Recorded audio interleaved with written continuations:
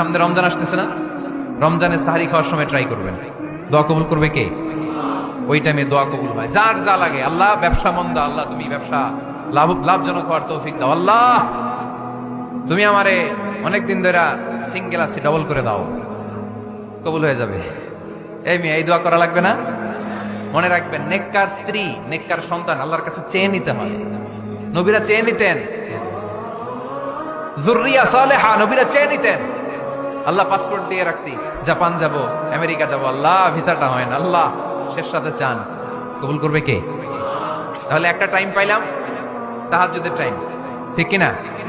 2 number কাবলাল ইফতার, ইফতারের সামনে রেখে দোয়া কবুল হয়। বিশ্বাস হয়? কি সামনে রেখে?